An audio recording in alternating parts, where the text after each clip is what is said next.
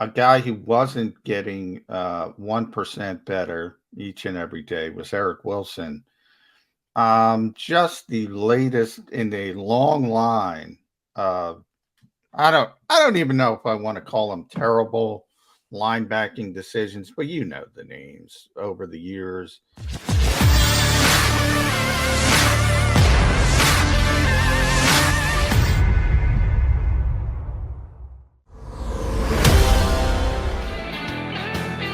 Birds 365 on a Thursday, Jeff Kersey.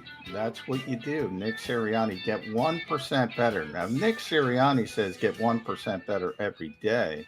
You could get 1% better every hour of every day. Why not? Why can't you get 2% better? Have we ever asked that question? I don't think we have. Well, I bowl Wednesday and Thursday nights, John, and let me tell you something. I definitely need to get 2% better after last night. So 1% is not going to cut it.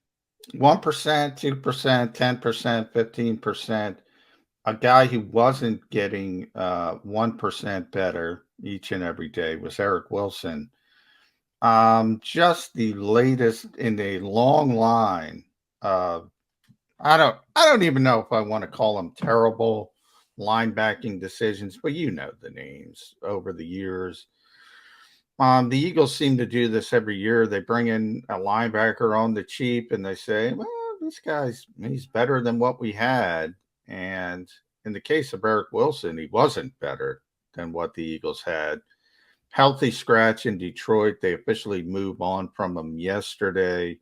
Hits the waiver wire because we're post trade deadline. I don't think anybody's going to pick up Eric Wilson, although as a backup player in Minnesota. But he was always a bad run support player. I warned people about that. That was his issue. Really undersized, small, athletic guy. And that's what the Eagles want. And that's where the Eagles think the NFL is headed when it comes to defense. We talked about the passing game in the first segment. So they're probably right. But man, I've been talking about this all week, Jeff. There's got to be a happy medium here. There's got to be an organizational decision to say, all right, we don't value this position as much as other positions, and we shouldn't when you think about the obvious ones: quarterback, edge rusher, cornerback, offensive line, defensive line. But you gotta have something. We saw Micah Parsons on Sunday night. He looks pretty good. Yeah, and he was one of. I know that's been the radio chatter this week. If you had to redo it, would you take Micah Parsons? I know the Eagles wouldn't. No, I know the Eagles. That's all that matters. That's what I said. Yeah, they just don't value linebackers, and there were two guys I beat the drum for when they had 12, and I'm like, if they could get there, and it was Micah Parsons and Devonta Smith. I like both of them, and those are the two I thought would be the best again. I'm like, I don't even know why I'm getting upset over Micah Parsons because they're not going to draft him. They just don't value that position. I mean, one time I thought they got it right, John, was when they brought in Zach Brown, and he was a disaster here, and he's out of the league now. It almost seems like they get these guys who are productive players, but they were productive players more of because of the system or the situation they were in or the bad defense they're in. Like a guy like Eric Wilson, him and Fred Warner were like the only two that have 110 tackles and 2 interceptions. And I'm like, well, here's the thing. Fred Warner is an all-pro, and I don't know what Eric Wilson actually is. So, yeah, they just don't value this position, and they don't evaluate this position well enough. I mean, we can go through the list of, Corey Nelson's one of those guys. I like him too coming out. It's just I don't know. I mean, it's so bad. Jatavius Brown took a look at the situation and decided to retire rather than be part of this. Boy, I forgot Jatavius. Yeah, he wasn't here. I remember Paul Warlow. He was the guy. He got hurt on the first play off-season work. He tore his ACL. So that was some bad luck. I think the Eagles gave up on LJ Fort a little bit too quickly. Ultimately went down. Yeah, he went down to Baltimore, played okay, but he's not a star. Either way, I guess my biggest issue is, look, last year it happened with Alex Singleton. They didn't want to play Alex Singleton. It became injuries, ineffectiveness. Then Nate Gary, everybody's favorite in Philadelphia, is out, and he gets on the field and he plays better than everybody else, and you can't take him off the field. Now it's a bad football team, but we've seen Alex get a little bit exposed this season. They're asking him to play a little bit differently. Now we have TJ Edwards, who's they didn't want to play TJ Edwards. They tried to trade TJ Edwards in August. And he gets on the field because of ineffectiveness from Eric Wilson, starts getting more reps, and he's their best linebacker all of a sudden. Certainly was in Detroit. But man, you gotta Alex Singleton, was in New England, Seattle, Minnesota, the CFL, before he came back. And TJ Edwards was undrafted out of Wisconsin. Davion Taylor's the only player on this team, and Jody and I talk about pedigree a lot. It shouldn't matter as much as it does once you get into the weeds. But it means something in that, okay, if you're a first-round pick in this league, like Micah Parsons, you're good from a physical standpoint, from a trait standpoint. When people miss on first-round picks, Jeff, they don't miss because that guy doesn't have the talent to play in the NFL. It's the other things. It's the intangible things that drive people crazy. What's the kid's work ethic? Does he have a high football IQ, to use a Nick Sirianniism? All that kind of stuff. But they have the base skill set to play in the NFL. When you're undrafted, we don't know that. And there's plenty of undrafted guys. I covered one of the best undrafted guys in the history of footballs in Canton, Ohio, and that's John Randall. And by the way, the draft was 12 rounds. 12 rounds. Wasn't John Randall? Yeah, I was going to say, I actually once thought John Randall was like a 10th, 11th round pick. Then I found out I went undrafted a couple years ago. I'm like, whoa, wait a second. That changes everything with John Randall. Completely undrafted. But, that doesn't happen a lot. It's much more likely that you become a star if you're a first-round pick. Roundabout way of saying you got to put some kind of assets into the position. When are the Eagles going to learn that lesson? It's been 1979 since Jerry Robinson. I'll say this, John. I've been waiting since they basically got rid of Jeremiah Trotter and Carlos Emmons to answer that question, and they haven't done it. I remember when they sent Trotter off they didn't send him off. They decided, oh, you know what? You're not worth the franchise tag. Get out of here. And they bring in Barry.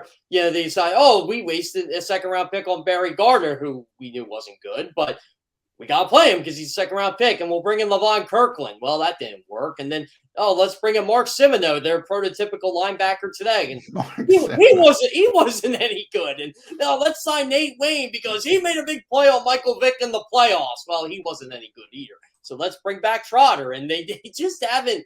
The last time they've had good linebackers was when they won the Super Bowl, when they had Jordan Hicks and Michael Kendricks. And I'll say this day it was a mistake letting Jordan Hicks walk in free agency. But and that's the thing. I mean, Jordan was a third-round pick. Michael was a second-round pick.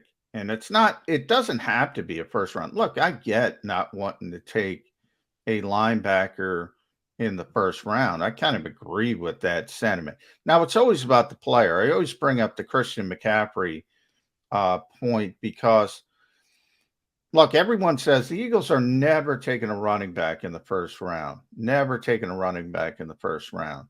For the most part, they're right. But they were going to take Christian McCaffrey. And what year? 2017? 2017 was the year. 2017. They had 14 overall. They ended up taking Derek Barnes. They loved Christian McCaffrey. I mean, and he kept rising up the board. It became pretty clear late in the process he wasn't going to reach 14. But if by some strange stretch, everyone woke up that morning and said, man, we're not taking a running back, they were going to take that kid. And so it's always about the player. And certain players can change your mind. Devontae Smith did this year. The Eagles don't want to take a wide receiver at 10. They never want to take a wide receiver at 10. But they said Devontae Smith's a little bit different. Not to the same level wide receiver, devalued position as linebacker and running back. But look, if the Eagles are top 10, they want to take, for the most part, a quarterback, an offensive lineman, or a defensive lineman. And there just wasn't anybody of that ilk that they believe deserved to go at number 10. So they've proven they've been able to shift their thinking. But you bring up Hicks and Kendricks, and over the years they've taken linebackers in the second round and third round. Davion Taylor, which brings up as a third round pick, but man, that is a raw third round pick. So you sit at, I think he was very late third round pick, 102 maybe overall. What if you're Howie Roseman, how do you take a developmental guy in the third round? They're premium picks, first, second, third round picks. If you talk to NFL people, those are the premium picks. Can you take developmental guys with premium picks? I'm not a fan of that. Yeah, not only did you take a developmental pick, keep in mind your first round pick was Jalen Reagor. Okay, fine. Your second round pick was a quarterback, and you had a franchise quarterback, and you didn't have a pick until 102. Who do you take? A developmental player. That's what I didn't understand about the thing. And I remember when they drafted Davion Taylor, I'm thinking to myself, okay, from our draft guys at CBS, they have him as like a late third, fourth round grade. I'm like, okay, so maybe this is when you take him. But I felt they would go the more proven route there, like you said, John, and they just didn't do it. And you saw how the 2020 draft kind of, I don't want to say change the fortune of the franchise, but none of these guys immediately contributed. I mean, Jalen Hurts was supposed to be backup quarterback Carson Wentz. Davion Taylor was not supposed to play. Jalen Reagor was supposed to come in right away, but I'm thinking to myself, wait a minute, this is the 1 year you actually have draft picks at your disposal and you're drafting developmental players after having just 10 picks the previous 2 years? Like, this is what we're going to do right now? And it was a head scratcher for sure. And I don't know what Davion Taylor is going to be. I'm like, but this is what we're doing right now. We're going to use a developmental linebacker on. I just didn't understand. There were so many needs on that team. And I still think they should have double dipped at wide receiver in 2020 because that's how bad the receiving situation was in 2019. I still think they needed a cornerback or a safety, and they really didn't address those needs. And you need to get younger on the offensive and defensive line. Now, they did take care of that later in the draft with Jack Driscoll and guys like that. But overall, it was a head scratcher picking him. And, whether he pans out or not is fine. But third round pick, you basically went nearly 100 picks without getting an immediate contributor for the 2020 Philadelphia Eagles. And when you think about it, John, it's if you are Carson Wentz, you're thinking, what are we doing here? Yeah, well, I mean, they didn't think Jalen Reagor was a developmental pick, which is probably the issue. And there's been some, the old Spider-Man meme where he's pointing at each other. I mean, everybody wants to run away now from that Jalen Reagor pick, which is kind of sad. It's this early in, but, when they blew out Doug Peterson, obviously, it was like, well, we knew Jefferson was a better player, but the coaching staff wanted a different type of player, and they wanted Jalen Reagor. They wanted to sort of, and I've said this a lot. I have a tough time saying this with a straight face. They wanted a Tyreek Hill type who could stretch the field horizontally. 5 years ago, if they really wanted to, they drafted Wendell Smallwood. Horizontally as well as vertically. Well, Tyreek, a lot of people passed on Tyreek for obvious reasons, but that's one of those things. I don't have a problem with that, but I do kind of chuckle like, okay, you thought this guy was going to be a Tyreek Hill type, and knowing, that you know how NFL teams are. That doesn't mean they're saying he's the same player. They just think he has some of the same traits. I'm still looking for him. I'm looking all they don't look similar to me Now the Eagles finally got Jalen going a little bit with some manufactured touches in Detroit, and all of a sudden he gets hurt, obviously, which is typical. Um, but you bring up a good point. Then I always considered it at the time, and it's revisionist history now because he's playing. Jalen Hurts was an incredible luxury pick. That's like a team that's Kansas City. It's been to 2 Super Bowls, and we're going to be contenders again. We can afford to have this luxury pick. Now everything blew up, and Carson Wentz handled it horribly, and all of a sudden Jalen Hurts has to start for you. And at least some people have said, "Well, see how we knew it." No, it was a bad pick. It blew up the entire organization. Has nothing to do with Jalen Hurts, but remember what the Eagles' plan was, Jeff. The Eagles' plan was we're going to have a cost-effective backup for 4 years, and then we could spin him off in that 4th year. Maybe plays well in preseason. Maybe we can convince some Yahoo to give us a first-round pick or a second-round pick, and then you keep rolling it over. The plan was never for Jalen Hurts to play. So, I mean, those people are crazy. And then Davion Taylor, as you mentioned, in the 3rd round, then you take a completely raw prospect who played, I think, 1 high school game, had to go to junior college because he's a Seventh-day Adventist, so it was against his religion to play under the Friday Night Lights. And so it's going to take him 2 years minimum to get out there. And you're seeing those startup costs now with Davion Taylor. But now I'm going to turn a little bit and give the Eagles some credit. He should be out there. Throw him in the deep end of the pool. If the kid can't play, the kid can't play. But you can't keep throwing out the Eric Wilsons of the world. So I do give the Eagles credit for saying, you know what? Thanks, Eric. Really nice guy, tremendous guy, but he's just not good enough.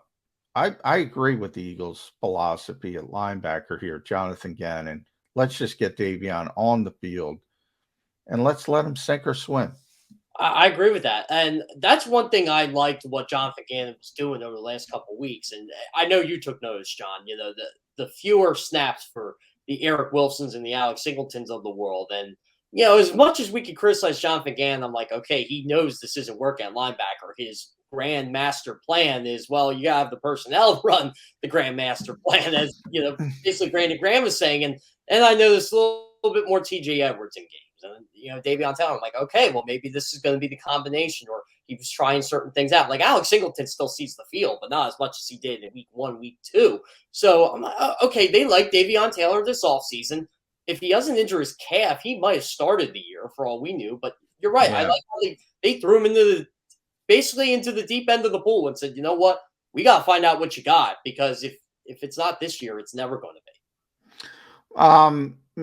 To continue on this linebacker thought, and TJ Edwards, in the game he played against the Detroit Lions, pretty good.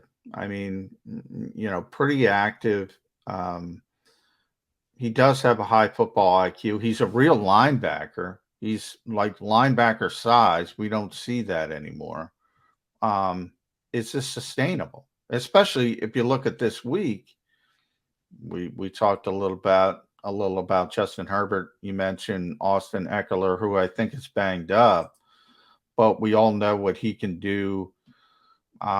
Just looking at him, he has a bit of a hip injury, but he practiced fully on Wednesday. So obviously the plan is he'll be out there. He's one of the best pass catching backs and has been for a while. And the Chargers as a whole, I mean, you go back years, Darren Sproles and LaDainian Tomlinson. I mean, I don't think there's a better organization, maybe New England, obviously, but they're right there for getting the football to their backs in the passing game. So this is a big test for this new revamped Eagles linebacker corps.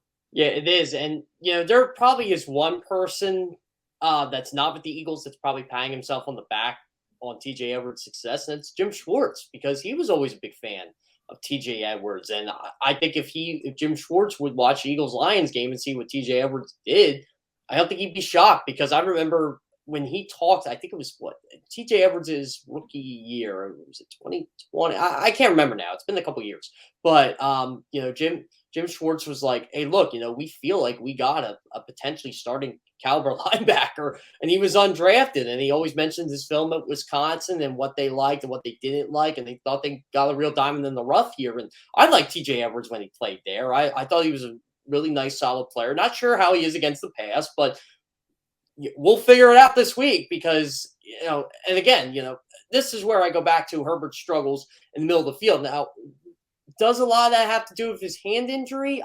Maybe, but he's had the hand injury all year, and he was able to find Austin Eckler or Jared Cook early in the season. Now, we'll find out this week if they try to dump it off and try to test TJ. I'll tell you one thing.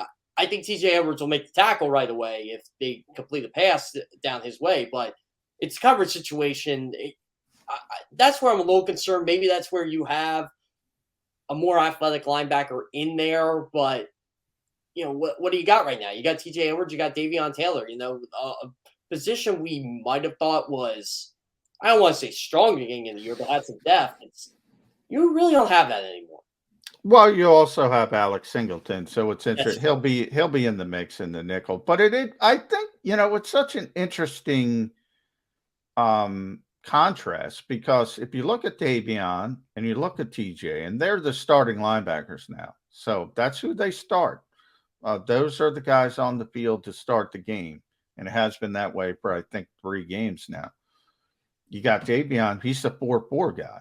He's what you're talking about. He's the athletic guy who, in theory, can run with anybody in pass coverage in the passing game. Doesn't matter who it is. I mean, if you can run a 4-4, you're going to be able to keep up with the best tight ends in this league, the best running backs in this league. And then you have TJ, who didn't get drafted, and he didn't get drafted because he was a really good player at Wisconsin. He didn't get drafted because he ran whatever it was, a 4.8, whatever. He couldn't run, right? And the NFL's obsessed with athleticism. So, what's better? If you take a false step at linebacker, doesn't 4-4 turn into 4.8? Or if you take the right step and you have that high football IQ, you have those natural instincts, and you know where the play is going, bang. Doesn't that 4.8 turn into a 4.6? Why are NFL people so obsessed with this? Isn't a track meet. Why are they so obsessed with annoying? I don't want to say ignoring. I don't want to say ignoring football IQ, but I would say one of the best. I've told Jody this story. One of the best nickel linebackers I've ever seen. Now, Derek Brooks is the best. He's got both. He had great athleticism paired with great football instincts. That's always what you want. But one of the best nickel linebackers I ever saw is Jack Del Rio. Couldn't run a lick. Pretty good back in the day. Just smart, as knew where everything was going. Try to run a screen against that guy. Watch some old film of it, wasn't happening. Why the disconnect in the modern NFL, ignoring players like that? That's what's frustrated me for about 25 years. Mostly for most of my football watching, I remember, way back in the day, and Barrett Brooks knows him pretty well, James Willis. And he was one of those guys where they'd say, "Oh, James Willis, he's not this, he's not that." I'm like, really? Because he's always around the football. Same with William Thomas. He was another one. Well, he's athletic, but, he's not fast enough, or he's not. Well, okay, 7 interceptions in the season, 2 return for touchdowns tells me otherwise. By the way, every time there's a running play, he seems to be there. I think sometimes scouts get away from football instincts, and they look at, like you said, the intangibles, the 4.4s, or the analytics of it, or this guy can do this well, this guy can do that well, and I'm thinking to myself, how about getting guys that have a knack for finding the football? That's one thing I always like Jordan Hicks for.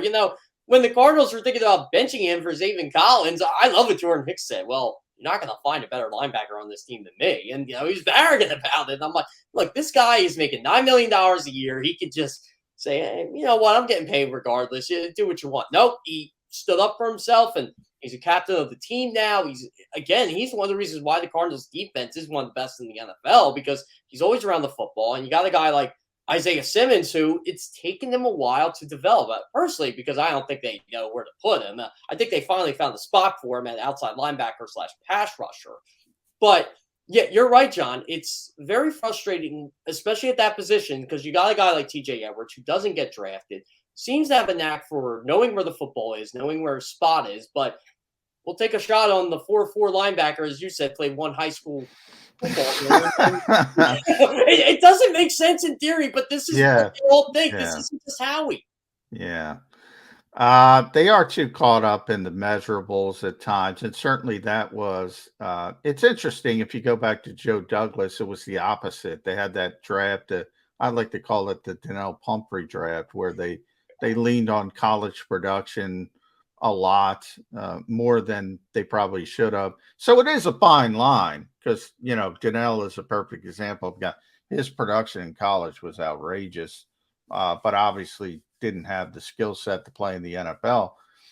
So it is a fine line, and that's what makes the draft difficult. What's also difficult, and we're going to get into this after the break, Jeff, is the trade deadline. I want to revisit that, because the Eagles were listening to calls, man, on Fletcher Cox. They were willing to move him. Obviously didn't, nothing. And I think the Von Miller trade affected that, because of just the haul Denver was able to get to Von Miller. That affected the Eagles. Expected maybe a little bit more than they could get. But now you got a guy who's not happy in general, which is why the reason you thought about trading him, knows you tried to trade him, and you're in that type of situation. The Eagles also make a small move, which we'll talk about, Kerry Vincent Jr. And how many cornerbacks do you need, Jeff? Especially what do you need? Especially when you don't play any of them. You're not a dime team right now. So we're going to talk about all of that. Trade deadline talk after the break. More Birds 365. Jeff Kerr, Johnny Mack coming back.